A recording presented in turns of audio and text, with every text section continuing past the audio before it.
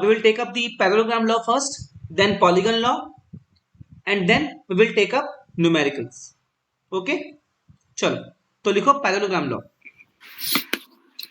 Give the heading parallelogram law.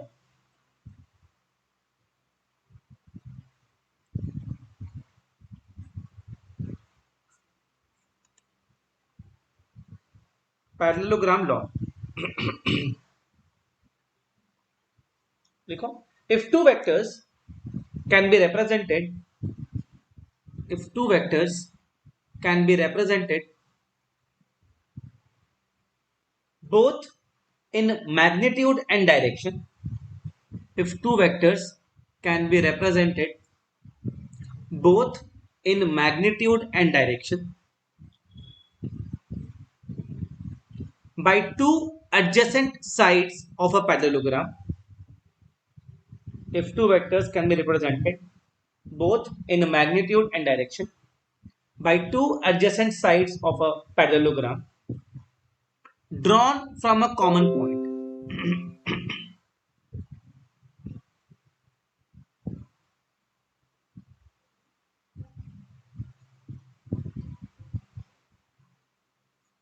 Drawn from a common point, then their resultant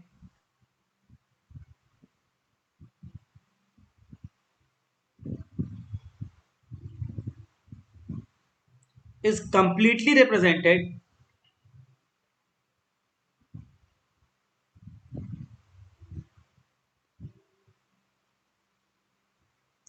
both in magnitude and direction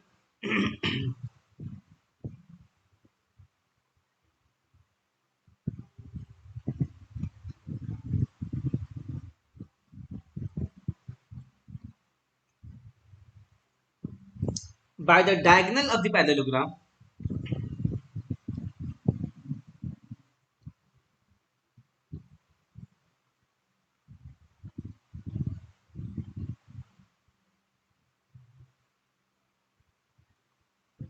passing through that point.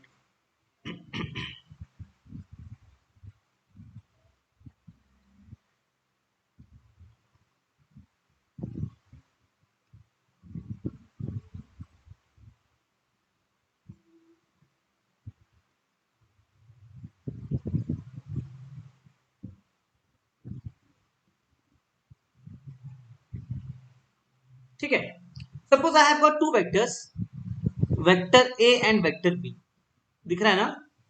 Suppose I have got two vectors, vector A and vector B. The parallelogram law says if I arrange the vector in such a way, if I arrange the vectors in such a way that they form two adjacent sides of a parallelogram.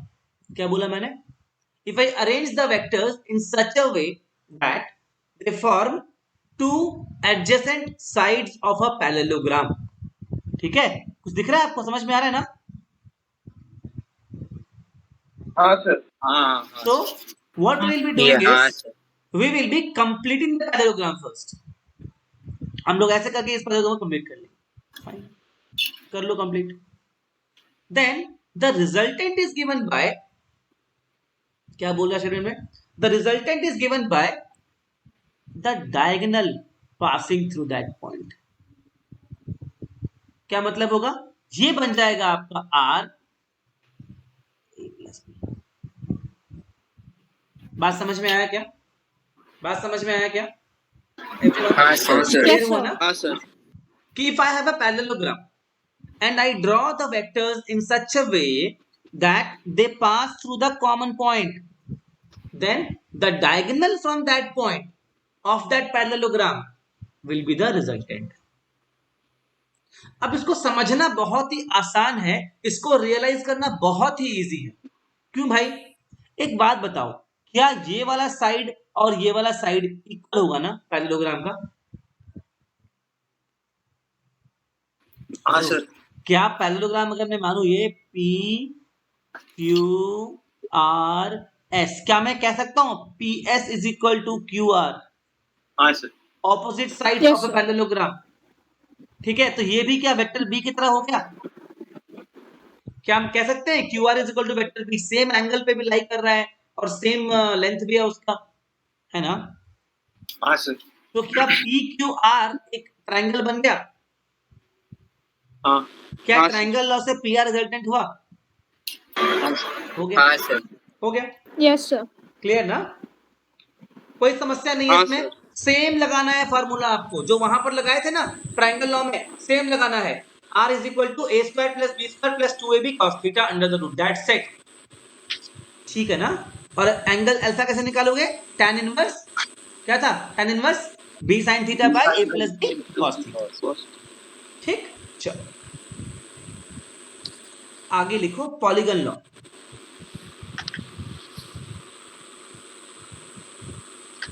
Polygon law देखो, आपने notice किया कि the triangle law and the parallelogram law focus on addition of only two vectors, है ना। हाँ Parallelogram sir. law and the triangle law, they focus on addition of only two vectors. Suppose I have got more than two vectors. Suppose I have got four vectors. Suppose I have got five vectors.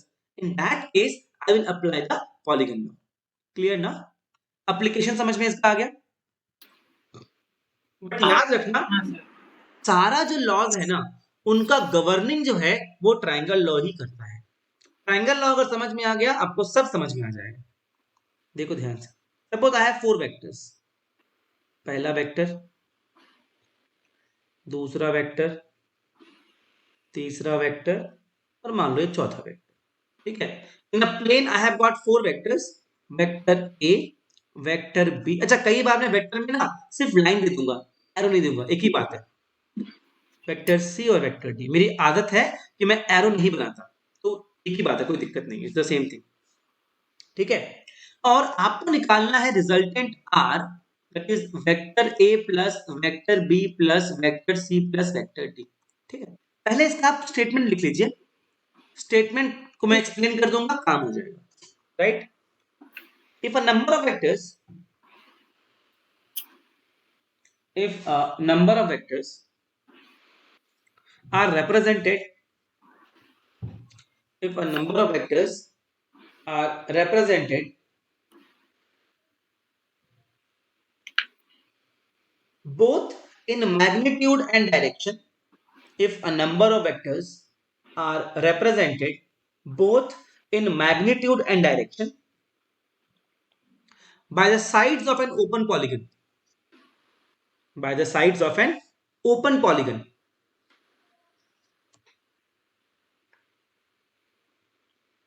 taken in the same order, taken in the same order, sides of an open polygon taken in the same order, then their resultant, then their resultant is represented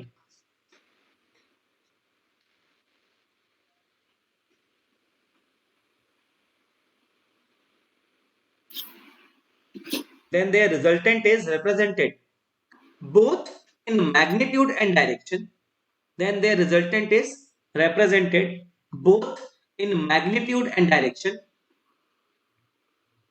by the closing side of the polygon, by the closing side of the polygon taken in the opposite order, taken in the opposite order.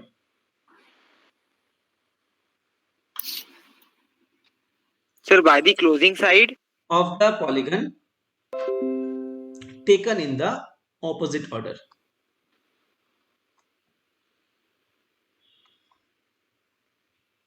और देखते हैं क्या बोल रहा है।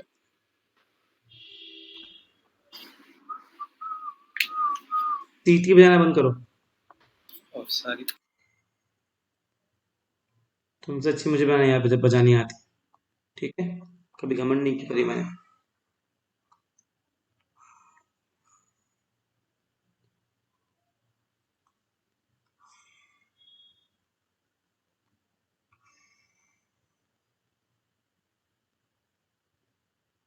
Now read the first part of the statement.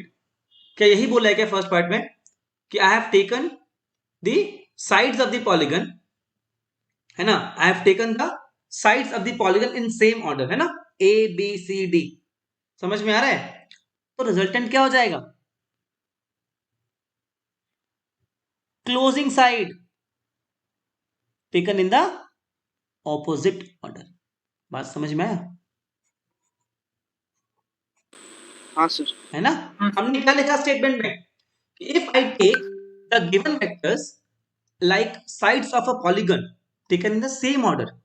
आपको हमने last day बताया था कि सेम ऑर्डर का मतलब क्या होता है. सेम ऑर्डर का मतलब होता है एक के बाद एक, एक जहां पर खत्म हो अगला वहीं से शुरू होगा. ठीक है ना? Then the resultant is given by the closing side taken in the opposite order. अगर देखो ध्यान से तो इसका सेम ऑर्डर से क्या होता है, ये नीचे की तरफ आता है ना, लेकिन हमें क्या लेना है? Closing side in the opposite order. Clear है क्या? हाँ सर. अब आपको लग रहा है हाँ सर. हाँ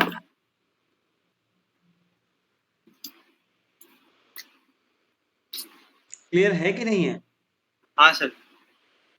हाँ सर. हाँ सर. Yes sir. हाँ सर. अब हम लोग को समझने का ट्राई करते हैं. आपके मन में चल रहा होगा कि आखिर ये आर ही कैसे हुआ रिजल्टेंट. अभी दिखाता हूँ जादू, आपको तुरंत जादू दिखाता हूँ विद इन अ मिनट. एक बात बताओ, यहां पर भी हम लोग को लगाना ट्रायंगल लॉ ही है. कहानी सब कुछ ट्रायंगल लॉ से ही होगा. क्या मैं कह सकता हूं अगर मैं यहाँ पे इसको ज्वाइन कर दूं तो क्या मैं ये कह सकता हूं कि this is A plus B by triangle law? हाँ सर. हाँ कह सर. सकता हूं ना? Yes sir. राइट ना. अगर मैं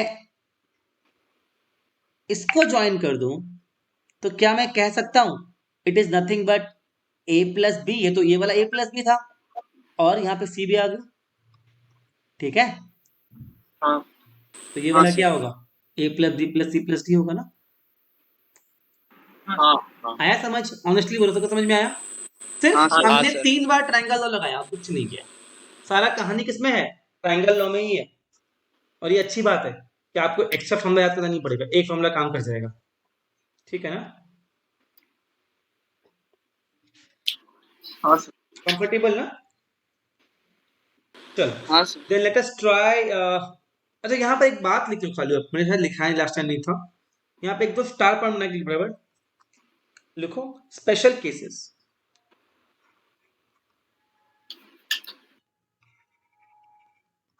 स्पेशल केसेस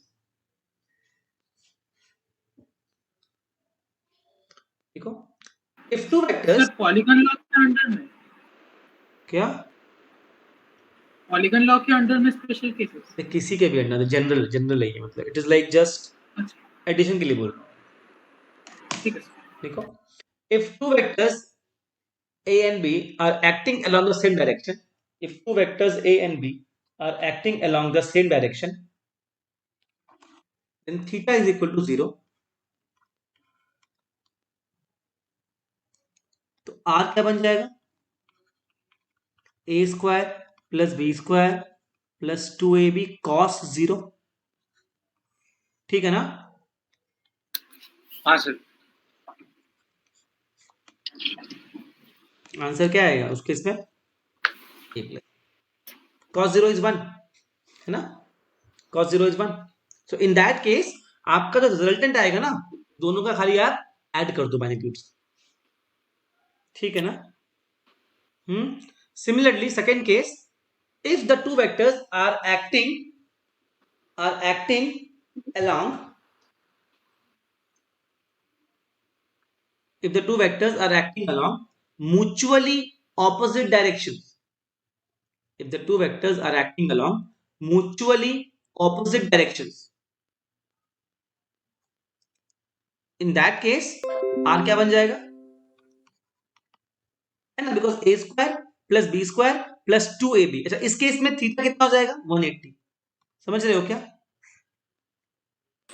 हाँ सर. है ना? ये वेक्टर a है, ये वेक्टर b है. एंगल कितना है? 180, है ना?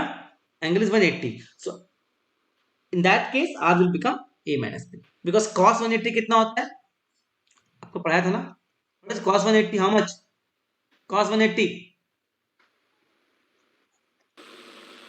minus So minus 1. minus 4 और तीसरा लिख दो if the two vectors are acting at right angle to each other, if the two vectors are at right angles to each other, if the two vectors are at right angles to each other, उस case में theta कितना हो जाएगा 90 degree, है ना?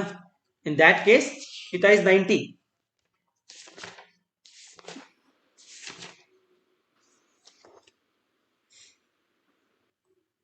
हाँ sir In that case theta is 90. So उस case में r कितना बन जाएगा a square plus b square plus 2ab cos 90 which is 0, है ना? हाँ. So r will become a square plus b square under. Similarly tan alpha क्या बन जाएगा उस केस में? tan alpha क्या था b sin theta, है ना, by a plus b cos theta. So b sin 90 upon a plus b cos 90, that is b upon a. So आपका अल्फा हो जाएगा tan इनवर्स कितना p/b.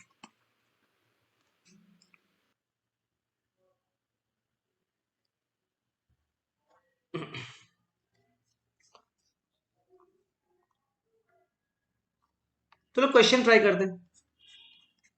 लिखो एबी सीरीज है पैरेललोग्राम. सबके मेरी आवाज आ रही है ना?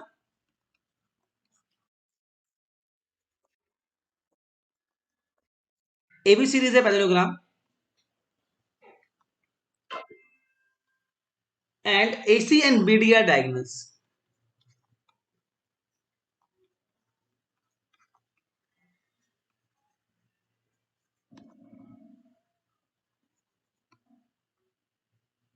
Show that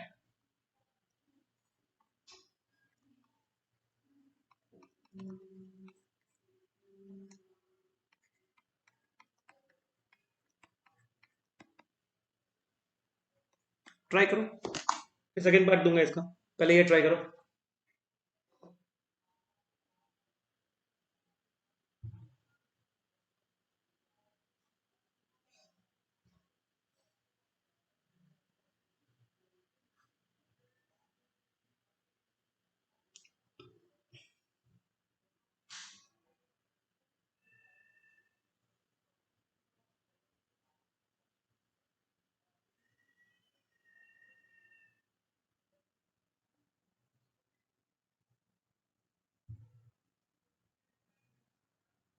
इसका डायग्राम बनाओ, काफी इंपॉर्टेंट है डायग्राम.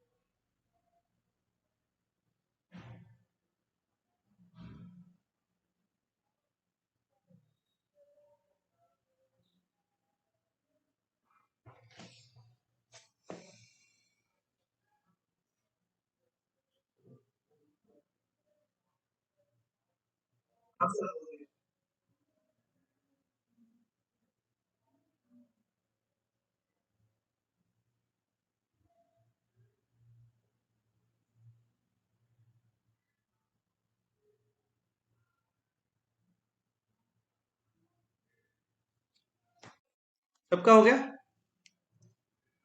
अगर हो गया है सेकंड पार्ट भी करो इसका सेकंड पार्ट भी ट्राई कर लो.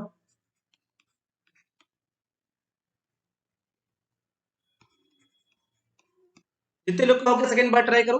जिनका नहीं हुआ फर्स्ट पार्ट देखो. देखो क्या बोल रहे हैं. AB सीरीज है पैरेललोग्राम एंड AC मतलब ऐसा, है ना, एंड BD आर डायगोनल. ध्यान देना A B C और D. AC अगर डायगोनल है तो AC क्या हो जाएगा? Vector AB plus vector BC, triangle law, right? समझ में आ रहा है क्या? हेलो। अब यहां पर BD भी एक वेक्टर है, यहां पर देखो ध्यान से, BD भी एक वेक्टर है। तो अगर मैं इस ट्राइंगल को कंसीडर करूं, ट्राइंगल BCD को, है ना, if I consider triangle BCD, considering triangle BCD, can I say कि CD कुछ ऐसा बनेगा, है ना? If you see in this triangle, this plus this will be this, so BD is nothing but BC plus, ठीक है, adding both क्या बन जाएगा? AC plus BD is equal to 2BC plus AB plus CD. But since it is a parallelogram, can I say AB is equal to minus of CD? तो replace कर दो,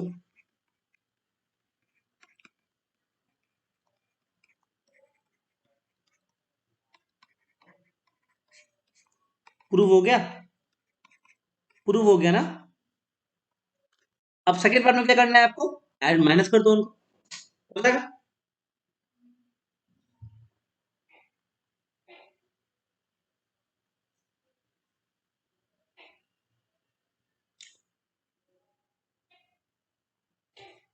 सबको समझ में आ रहा है क्या? एवरीवन क्लियर है ना? सबको समझ में आ रहा है क्या? एवरीवन क्लियर है ना? सेकेंड पार्ट में क्या करना है, इसको बस आप सब्ट्रैक्ट कर दो। सब्ट्रैक्ट जब करोगे तो BC will be cancelled out और ये CD बन जाएगा, माइनस AB एड अप हो जाएगा, हो जाएगा ना ये वाला?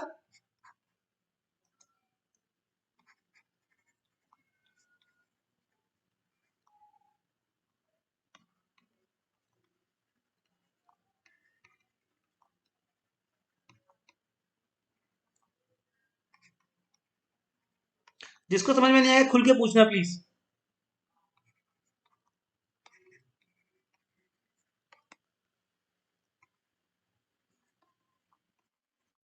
हाँ,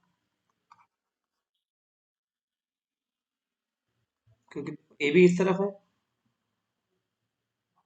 CD इस तरफ है, और पैरेललोग्राम है ना, तो opposite side will be equal and opposite, समझा?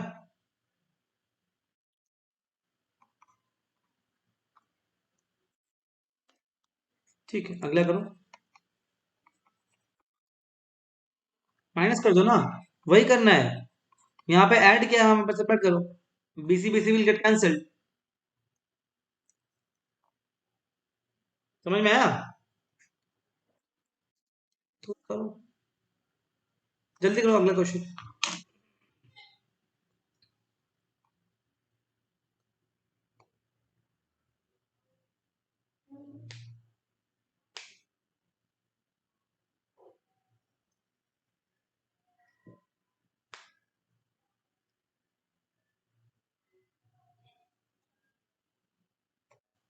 60 डिग्री बिटवीन देम।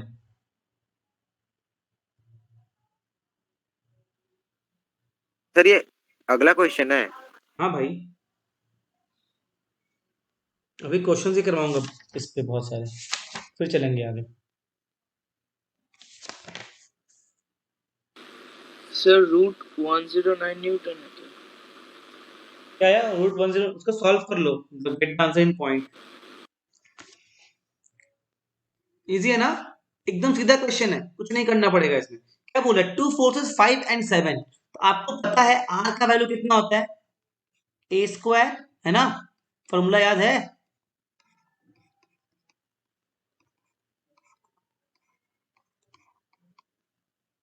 याद है क्या? हाँ सर। हाँ sir. 25 plus 49 plus 70 into half, you have got sir आपने 60 डिग्री के बाद क्या लिखा है क्वेश्चन में?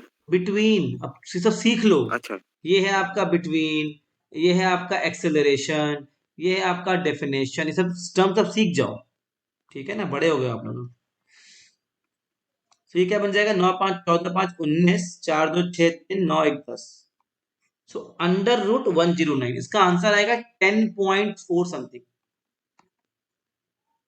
ठीक है, लेकिन यहीं पर आपका आंसर खत्म नहीं हुआ, याद रखना। आप लोगों में से बहुत सारे बच्चे यहाँ पर आंसर छोड़ दोगे और आपका आधा नंबर कट जाएगा।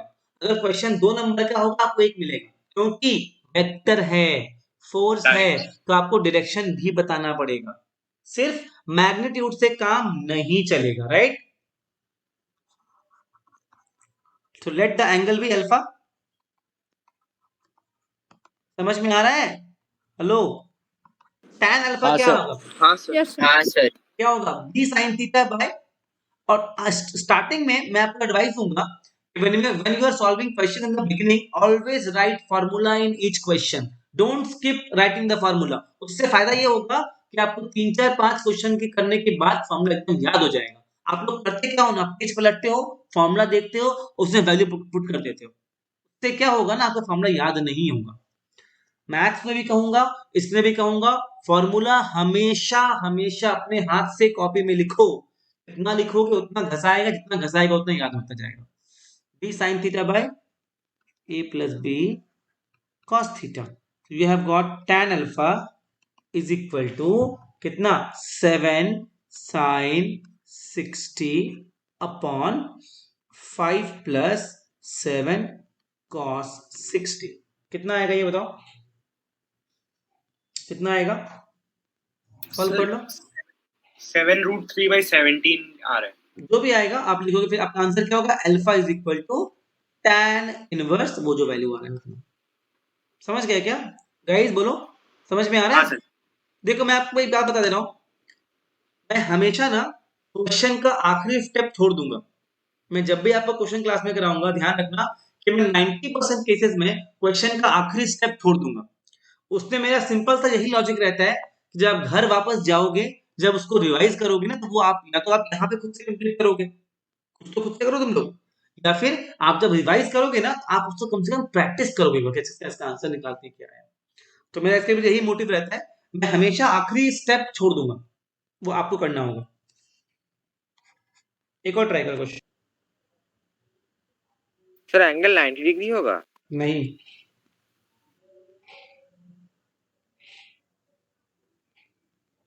Sir, angle 120 degree. 120 is right, हाँ सर 120। 120 is right. हाँ सर मेरा भी 120। देखो क्या करेंगे आप लोग, 3 वेक्टर्स आपके पास है ना, P is equal to Q is equal to R, है ना, 3 वेक्टर है, where R is equal to P plus Q, right. यही ना बोला है, R क्या हो जाएगा, P square plus Q square plus 2PQ cos theta. Done, clear ना? you have R is equal to P square plus 2P square cos theta, सब कुछ P हो गया, R भी P के बराबर है। हाँ बाबू, 2 वेक्टर्स लिखा हुआ है ना, क्या? PQR क्यों नहीं है सर? अरे R रिजल्टेंट लिखा दो यहाँ अच्छा। पे, हाँ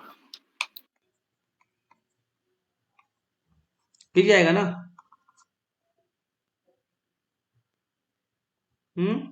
स्क्वायर कर दो बोथ साइड्स। पूजा आपको समझ में आ रहा है? हाँ sir.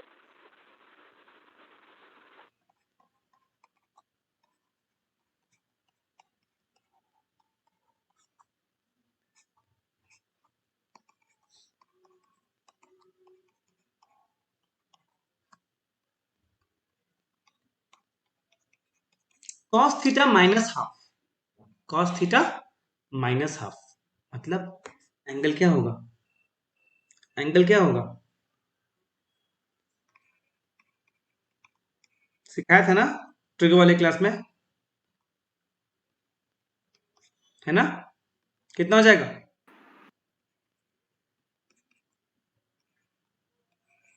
Theta is equal to 120। Please देख लो, अगर समझ में नहीं आ रहा है तो प्लीज पूछो, but these are good questions, easy.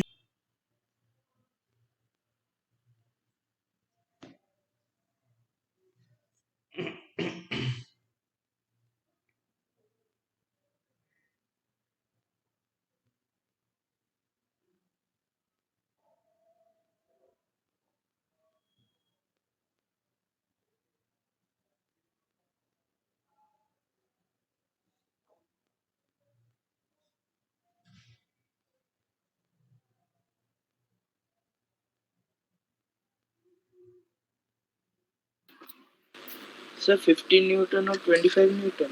हाँ सर हाँ सर 15 न्यूटन और नहीं नहीं वो नहीं हो 15 and 25 is right. कैसे करोगे? कैसे सर बट करोगे? अच्छा हाँ हाँ, हाँ बोलो क्या बोलो? नहीं नहीं वही है वही 15 let the अब क्या बोला? रेशियो कितना दिया? 3:5. So let the forces be 3x and 5x. जिसको समझ में नहीं आ रहा पूछना. हाँ, बहुत तो कुछ बोल ही नहीं रहे, रिप्लाई नहीं कर रहे हैं. समृत, तुम लोग कुछ रिप्लाई कुछ नहीं कर रहा. स्वास्तिका कुछ नहीं बोल रही. अग्नि कुछ नहीं बोल रहा. क्या तुम लोग को समझ में आ रहा है ना? सिद्धार्थ समझ में आ रहा है ना? हाँ सर हो रहा, मेरा हो गया ये वाला।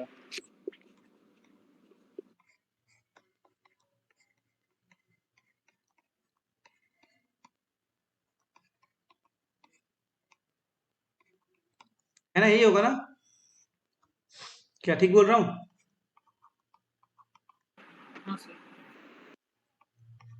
सर आंसर के एक बार बोल देंगे। आंसर इज 15 और 25.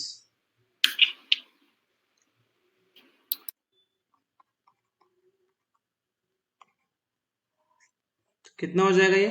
हो गया sir 35 is very good. 35 is equal to 49x square. So 35 is equal to 7x. तो x is equal to 5. Solve हो गया? तो फोटो कितना होगा? 3x is equal to 15 and 5x is equal to 25. Done? Easy? हाँ sir sir तुम क्यों देना चाह रहे हो? लिखो the greatest and the least resultant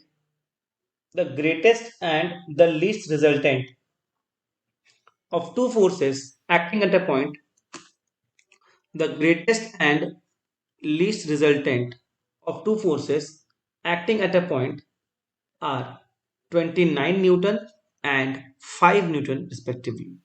so the greatest The greatest and the least resultants of two forces acting at a point are 29 Newton and 5 Newton respectively.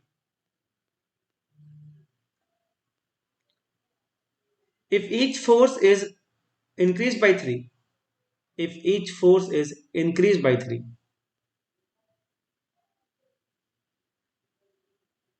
find the resultant of two new forces. If each force is increased by 3 Newton मतलब 3 Newton, find the resultant of two new forces. Find the resultant of two new forces.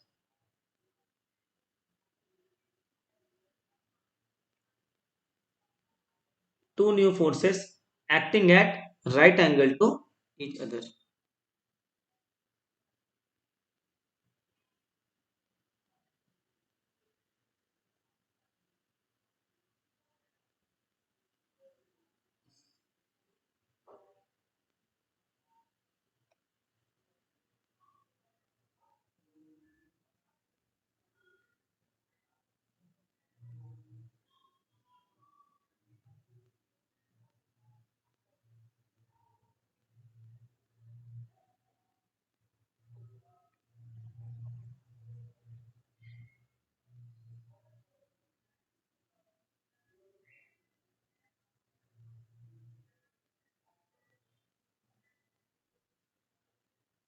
सोचो least कब होगा और greatest कब होगा. That is the hint.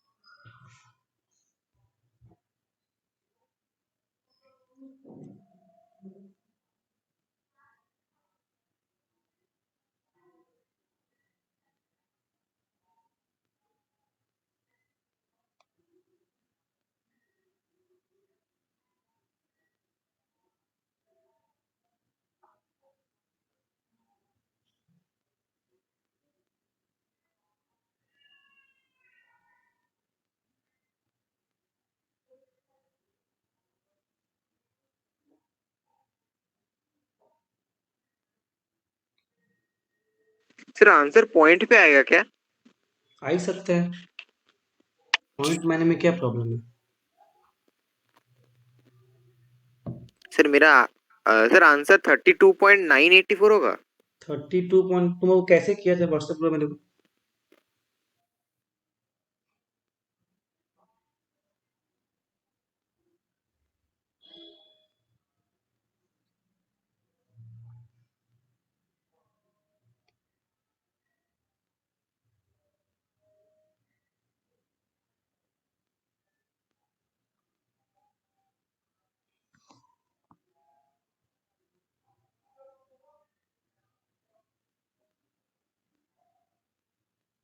भेज दिया मेरा सर। 29 आया सर।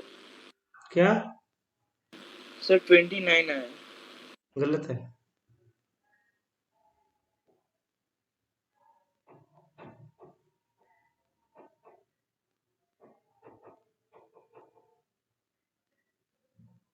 सर 25 होगा। 25 इज राइट। जो भी बोल रहा है सही बोल रहा है। कौन बोल रहा है 25? सर मैं सिद्धार्थ। हाँ सही है, 25 इज करेक्ट।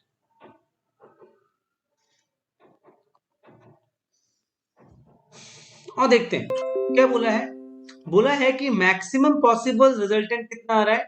29। ठीक है, रिजल्टेंट मैक्सिमम कब हो सकता है? जब सर एंगल 0 हो। हाँ सर। रिजल्टेंट मैक्सिमम कब होगा? जब एंगल 0 हो। तो P plus Q is 29। Resultant minimum कब होगा? सर जब 180 है। जब 180 हो। तो क्या इसके हेल्प से P और Q निकल जाएगा? सबको समझ में आ रहा है ना? बोलो यार, P कितना होगा? 17 और Q होगा 12। ये पार्ट आपको समझ में आ रहा है एवरीवन? ये पार्ट समझ में आ रहा है क्या? है ना? हाँ ये पार्ट समझ में आ रहा है। और second part is very simple. क्या बोला है? दोनों फोर्स को मैंने इंक्रीज कर दिया 3 न्यूटन से।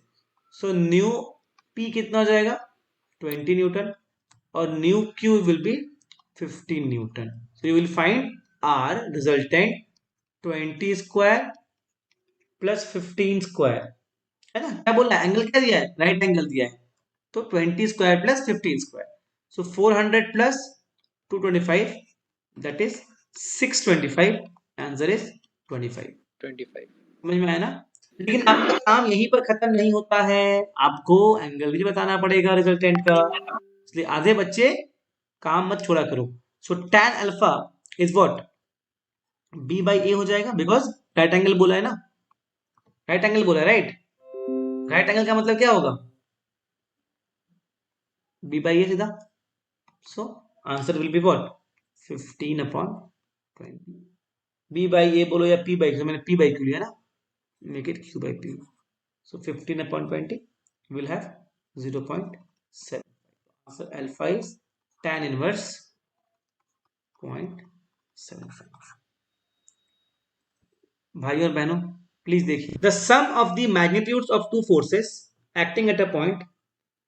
ये जेई मेंस का क्वेश्चन है, पहले जेई मेंस में आ चुका है question. The sum of the magnitudes of two forces acting at a point is 18 newtons. Is 18 Newton's.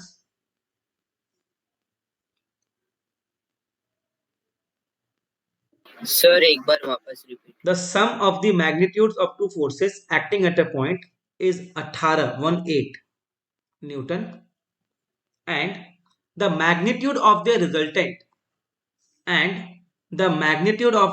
resultant is 12 Newtons. दोनों फोर्स को अगर सम करोगे तो 18 आएगा, उनका अगर आप मैग्नीट्यूड लोगे रिजल्टेंट का तो 12 आएगा। If the resultant makes 90 degree with the force of smaller magnitude, if the resultant makes 90 degree with the force of smaller magnitude, find the magnitude of the two forces. If the resultant makes an angle of 90 degree with the force of smaller magnitude, then find the magnitudes of the two forces. Right, sir? अच्छा question है। Sir force of small magnitude. हाँ,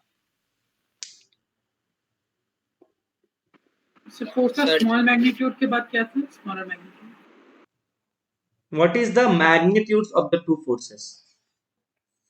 Is या R मतलब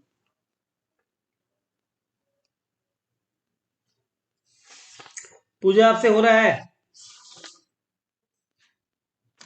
हाँ sir हो रहा है। मतलब क्वेश्चन पूजा नहीं, क्वेश्चन हो रहा है ना, पूजा की बात नहीं कर रहा हूँ, क्वेश्चन हाँ की बात कर रहा हूँ। हाँ क्वेश्चन हो रहा है, बस आज थोड़ा सा थक गई हूँ। हो रहा है, ओ, क्वेश्चन हो रहा तुम तो हमसा टाइप बात कर रही हो, मैं तो थक गई। इतना नहीं है, इतना नहीं है, चलते रहना है। चलो है। हाँ सर।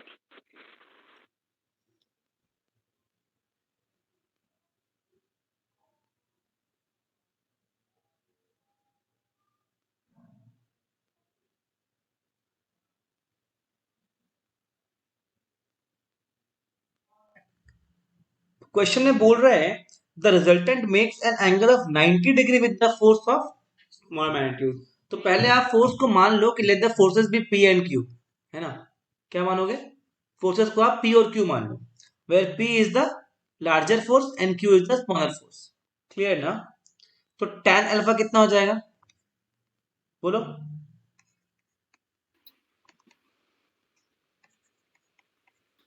राइट, होगा ना? लो, होगा ना? tan अल्फा हाँ, कितना सर। होगा? P Yes, plus. अच्छा, अब एंगल कितना दिया हुआ है? 90 डिग्री दिया हुआ है, मतलब अल्फा कितना दिया हुआ है? 90। ये स्टेप बहुत ध्यान से समझना। अल्फा अगर 90 है, इसका मतलब दिस इज इनफाइनाइट, अनडिफाइंड। हाँ सर। tan 90 हाँ, कितना होता है? अनडिफाइंड। इसका मतलब क्या मैं कह सकता हूं P plus Q cos theta equal to 0? हाँ सर। हाँ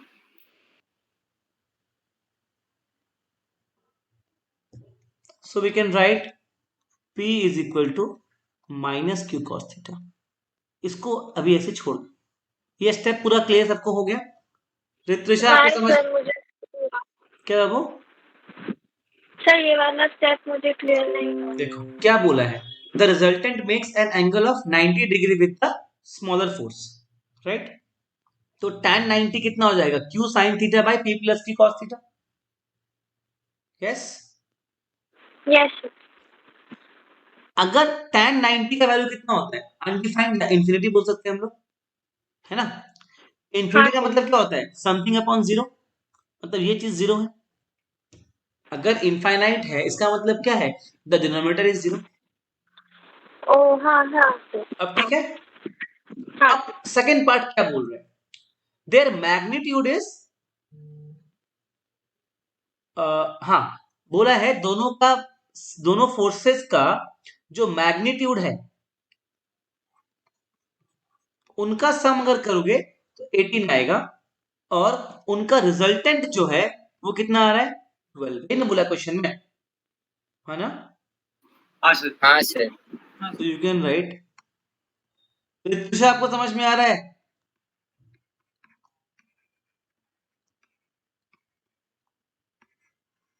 राइट, ठीक है ना? हाँ सर। हाँ, सर।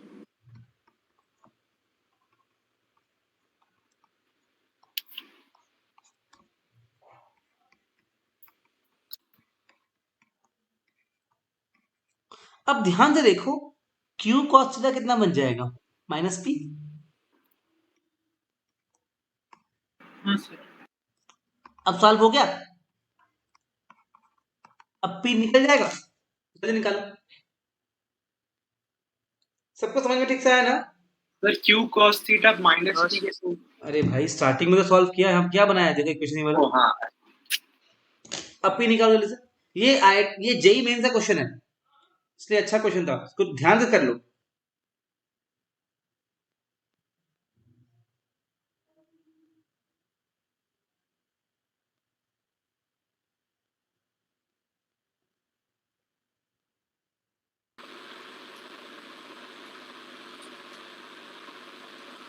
चलो एक और ट्राई करते हैं, और लिखो।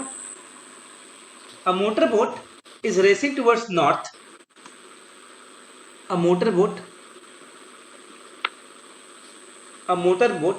is racing towards north at 25 kilometer per hour. And the water current in that region, water current, sir starting से बोलिए एक बार. a motor boat is racing towards north at a speed of 25 kilometer per hour, and the water current in that region is 10 kilometers per hour. In the direction 60 degree east of south. ध्यान से सुनना. In a direction 60 degree east of south. Find the resultant velocity of the boat. Find the resultant velocity of the boat. Right up.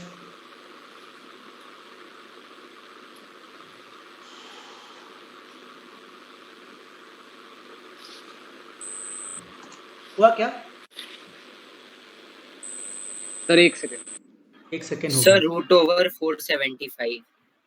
Root over 475 है. उसका answer बताओ ना वैसे करके. सबको पता नहीं ना आंसर. क्या बोल रहा है? एक मोटर बोट है which is going due north, है ना. स्पीड कितना बोला? 25. समझ में आ रहा है ये बोट का स्पीड? वीबी क्लियर है एवरीवन? बोलो.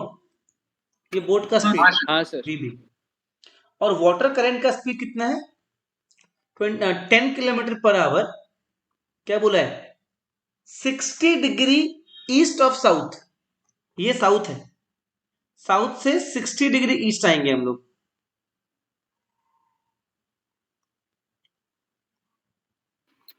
ये बात क्या आपको समझ में आ रहा है? वी करंट हाँ सर. क्लियर हो रहा है?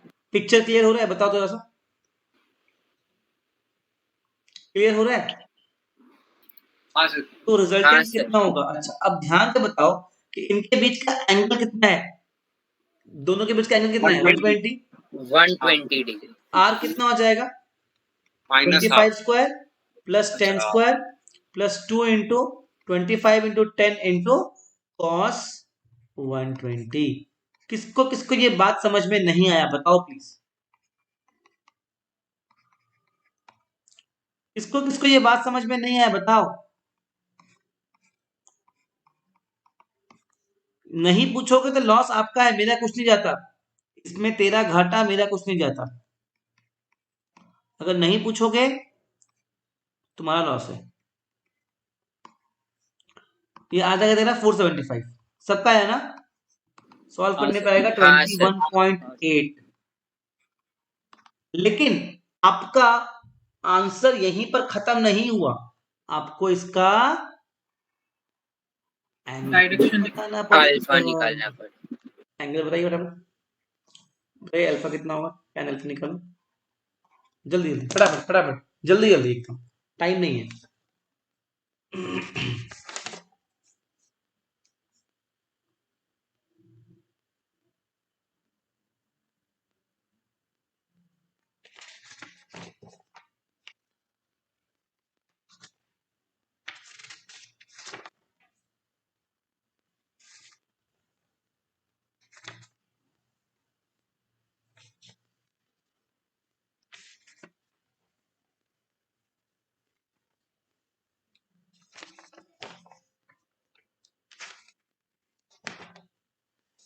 ये खत्म करने के बाद मैं स्टार्ट करूंगा कैलकुलस.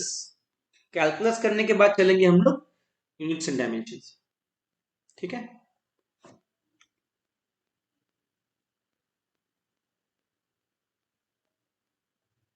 डन. जल्दी निकालो अल्फा फटाफट. अब तक का बहुत सारा क्वेश्चन याद हो चुका होगा अब तक. समरेत समझ में आ रहा है वो? हाँ sir.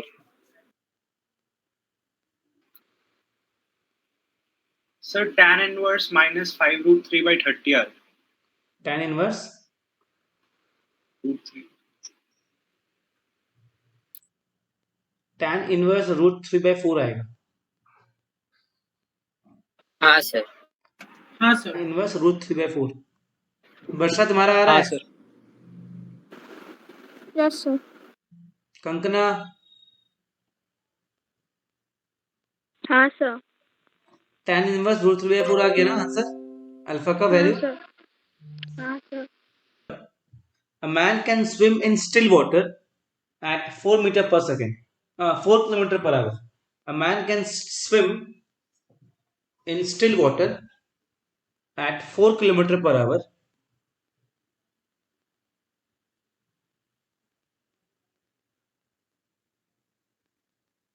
How long does he take? How long does he take to cross the river 1 kilometer wide? How long does it take to cross the river 1 kilometer wide? If the river flows steadily, how long does it take to cross the river 1 kilometer wide? How long does it take to cross the river 1 kilometer wide? If the river flows steadily at 3 kilometer per hour, the river flows steadily at 3 kilometer per hour. How far from the river does he go? How far from the river does he go?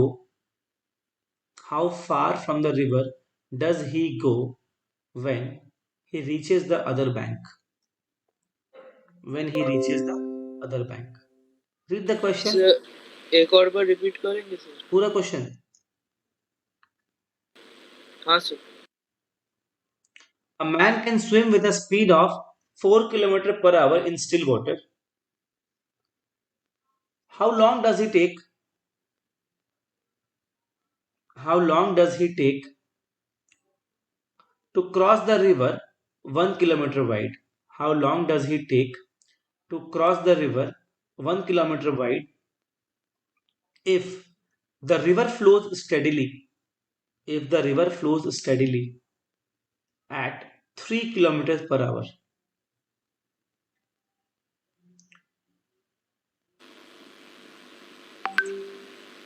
River का width कितना है? 1 kilometre ना. हाँ sir. सबसे पहले river draw करो.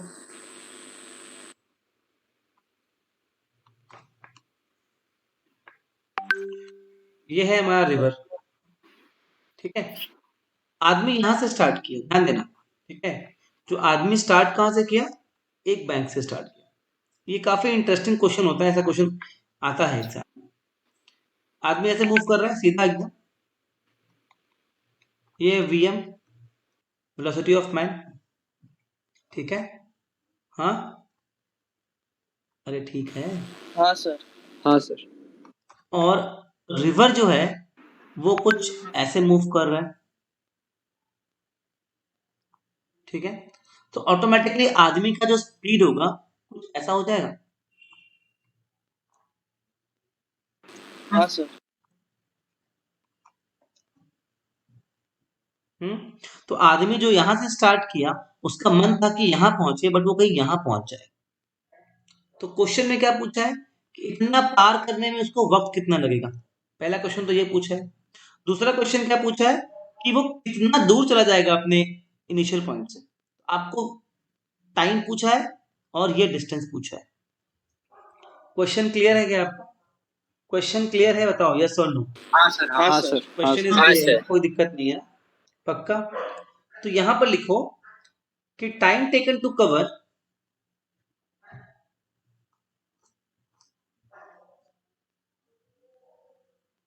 एक चीज आप यहां पे नोट कर लो या आप साइड में काट दो. लिखो इसमें the width of the river, the width of the river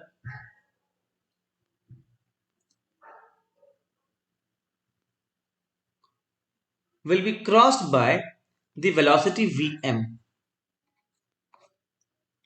हम लोग अगले क्लास में पढ़ेंगे कंपोनेंट्स ऑफ वेक्टर, तब ये क्वेश्चन आपको और क्लियर हो जाएगा. अभी थोड़ा डाउट रहेगा मन में, मैं श्योर हूँ क्लास में आप लोग डाउट में रहोगे कि सर ये क्या कर दिया आप. लेकिन अगली क्लास में जब पढ़ेंगे ना वेक्टर्स, वो पढ़ेंगे. सर ये कहाँ लिखना है?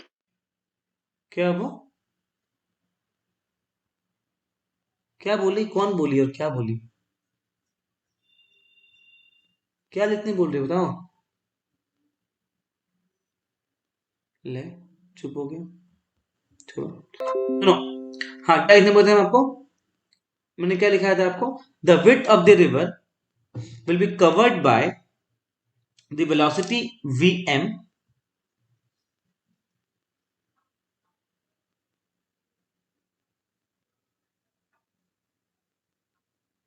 and the horizontal distance BC, मैं इसको BC बोल देता हूँ, will be covered by the velocity Vr. Horizontal distance will be covered by the velocity Vr.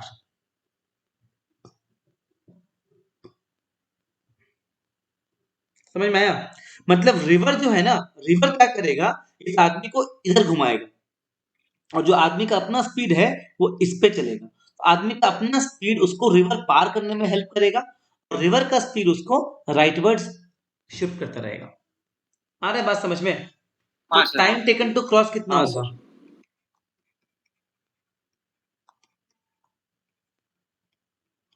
1 kilometre divide by 4 kilometre per hour, है ना? आंसर कितना होगा? 15 सेकेंड, 15 मिनट्स, है ना? कितना आंसर होगा? 15 मिनट्स।